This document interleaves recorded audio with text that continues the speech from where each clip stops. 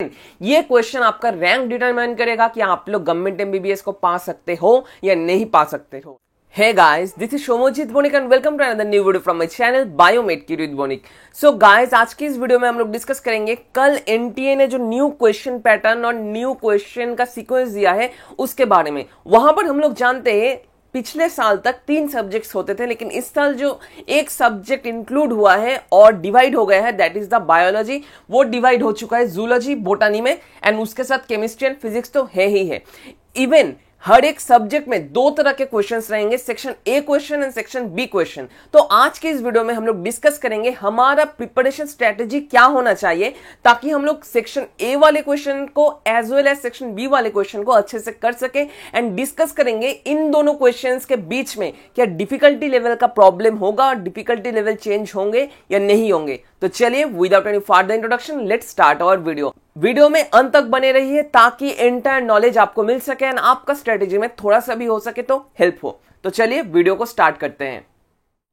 तो पहले ही बता देता हूं पिछले साल तक क्या होता था, 180 क्वेश्चंस रहते थे, 720 मार्क्स का एग्जाम होता था।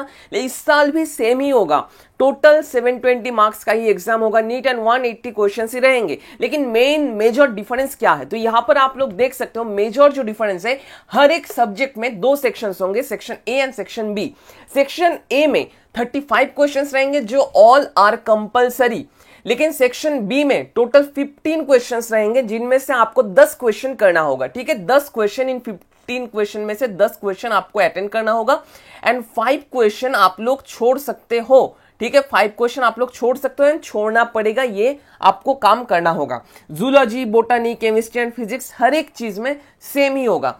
तो मस्ट अटेंड क्वेश्चंस हो गए 140 एंड टोटल मार्क्स हो गए 560 एंड सेक्शन बी में जो टोटल क्वेश्चंस रहेंगे वो होगा 40 क्वेश्चन, मतलब 160 मार्क्स। ठीक है, तो ये था बेसिक्स का फंडा जो इस साल एनटीए ने न्यू क्वेश्चन पैटर्न को रिलीज किया है।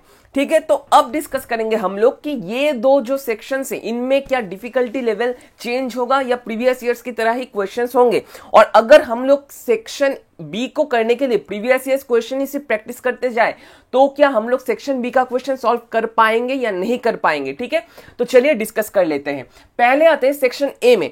सेक्शन ए में हम लोग देखेंगे 35 क्वेश्चंस। मुझे जो लगता है, पर्सनली मुझे जो लगता है, रिड्यूस सिलेबस से ही ये 35 क्वेश्चंस होंगे। मतलब देखो, सीबीएसई ने जब सिलेबस रिड्यूस किया था, जो चैप्टर्स उन्होंने डिलीट कर दिया था, ठीक है, थोड़ा जूम कर लेता हूं, जो चैप्टर्स उन्होंने डिलीट कर दिया था उनमें से 35 क्वेश्चंस में कोई भी क्वेश्चन नहीं रहेगा। मतलब जो रिड्यूस सिलेबस थे, डिलीटेड सिलेबस को काट कर उनसे 35 क्वेश्चंस होंगे इन सेक्शन ए एंड ये जो क्वेश्चंस होंगे ये क्वेश्चन लेस डिफिकल्ट होंगे। ठीक है, मुझे लगता है ये लेस डिफिकल्ट होंगे एंड इनमें से अगर आप लोग 35 और 140 जो क्वेश्चंस रहेंगे 140 में से 130 135 कर सको तो ये आपका एक प्रिलिमिनरी टाइप का बैरियर क्रिएट करेगा और प्रिलिमिनरी एक बेस क्रिएट करेगा जिसके ऊपर अगर आप लोग सेक्शन बी को अच्छे से कर पाते हो तभी आपका रैंक डिटरमाइन होगा, आप लोग मेडिकल कॉलेज में जा सकोगे, ये मेरा मानना है। ठीक है, सेक्शन बी में जो 15 क्वेश्चंस रहेंगे उनमें से आपको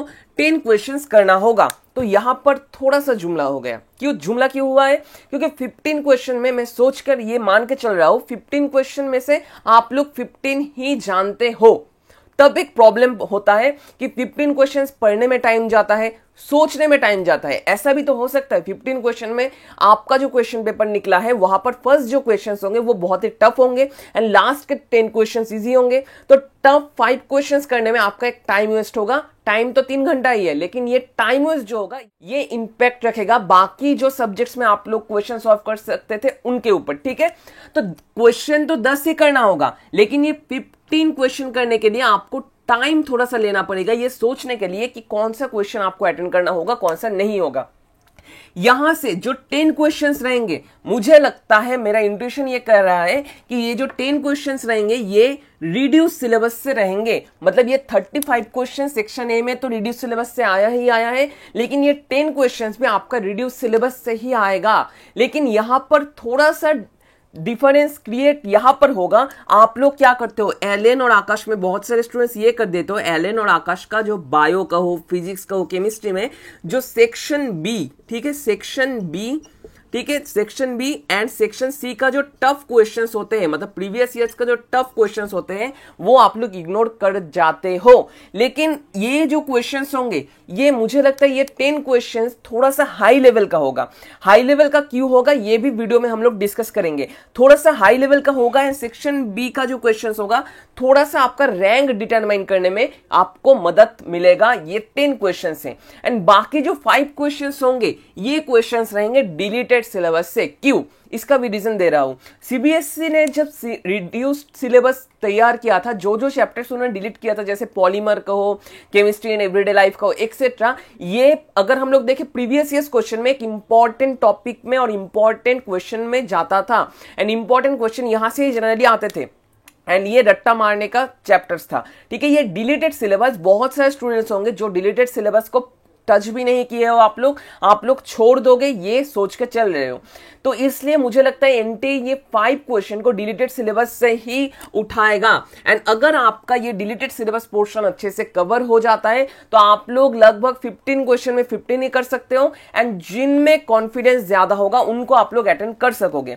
तो अब आते हैं ये ओवरऑल 5 क्वेश्चंस का डिफिकल्ट होंगे या नहीं होंगे। देखो भाई लोग, ये मैं आपसे ओपनली कह रहा हूं कि सेक्शन बी का जो क्वेश्चंस होंगे वो मुझे लगता है थोड़ा सा डिफिकल्ट होंगे। जैसे आप लोग करते हो ना एलएन में सेक्शन ए करके सेक्शन बी, आकाश में सेक्शन ए का क्वेश्चन सॉल्व करके सेक्शन बी में जाते हो, बी का क्वेश्चन थोड़ा सा घटा देता है हमारे दिमाग को। तो मुझे लगता है देखो कंपटीशन हाई हो रहा है, इस साल भी कंपटीशन हाई होगा, ड्रॉपर्स के अमाउंट बढ़ रहा है, 14 to 15 लाख होते हैं हर एक साल एप्लीकेशन, जिनमें से सिलेक्ट होता है 30,000। तो ऑब्वियसली हर एक साल तो आप लोग देख ही पा रहे हो 600 अबव कट ऑफ जाएगा, 560 अबव कट ऑफ जाएगा, ये हर जगह पर ऑलरेडी रट गया है। अगर बाई चांस एनटीए ऑथोरिटी ये चाहता है कि ये कंपटीशन और भी हाई कर दें, कट ऑफ को हम लोग रिड्यूस कर सकते हैं, तो ऑब्वियसली वो लोग क्या करेंगे, ये जो 15 क्वेश्चन ये थोड़ा सा डिफिकल्ट कर सकते हैं।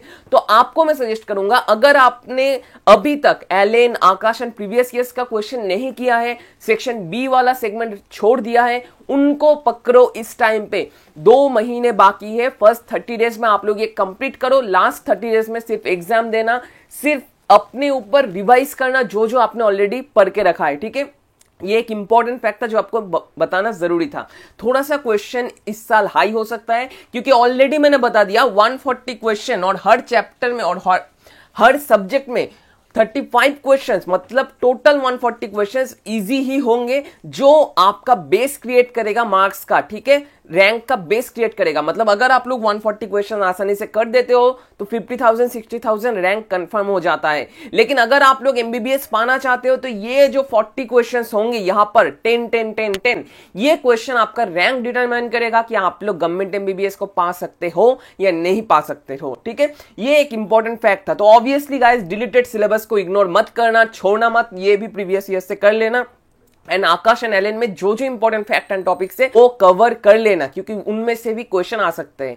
तो ऑब्वियसली हर एक बार जो मैं बताता हूं आप लोगों को, बायो में आपको 340 प्लस रखना होगा, केमिस्ट्री में 140 प्लस एंड फिजिक्स में 120 प्लस और 110 प्लस। ये अगर आप लोग रख लो तो 590 to 600 के आसपास आप लोग स्कोर उठा सकते हो एंड आप लोगों का ऑल इंडिया में सिलेक्शन हो सकता है। ठीक है, तो ये हो गया हमारा एंटायर एनालिसिस जो मुझे पर्सनली लगता था। आपको क्या लगता है कमेंट बॉक्स में आप लोग कमेंट कर सकते हो एंड आपको क्या लगता है ये डिफिकल्टी लेवल का इंक्रीज होगा या नहीं होगा, ये भी कमेंट बॉक्स में आप लोग अपना कमेंट दे सकते हो। ठीक है, यहां पर अब आते हैं हम लोग एडवांटेज एंड डिसएडवांटेज में। एडवांटेज क्या होगा? एडवांटेज होगा कंपटीशन बहुत ही हाई होगा। क्यों होगा? क्योंकि 15 क्वेश्चन में से ऐसे बहुत सारे क्वेश्चन होंगे कि जिनको लगेगा कि ये करेक्ट आंसर होगा, लेकिन करेक्ट आंसर होगा दूसरा एक। ठीक है, जैसा WBJEE में 2-3 साल पहले होता था, अभी भी आई थिंक होता है। ठीक है, ये एक इंपॉर्टेंट फैक्ट है जो आपको जानना जरूरी होगा। 15 क्वेश्चन को आप लोग जल्द से जल्द करने की कोशिश नहीं करोगे, जितना टाइम हो टाइम लेकर करोगे। ठीक है, उनका भी टाइम मैनेजमेंट बाद में बता दूंगा।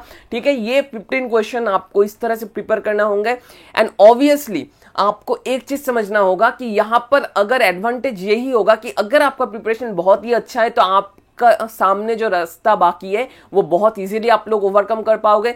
तो लेकिन अगर आपका प्रिपरेशन थोड़ा सा कच्चा है तो ऑब्वियसली आप लोग प्रॉब्लम में पड़ जाओगे, क्योंकि 15 क्वेश्चन तो आपको पढ़ना पड़ेगा एग्जामिनेशन हॉल में।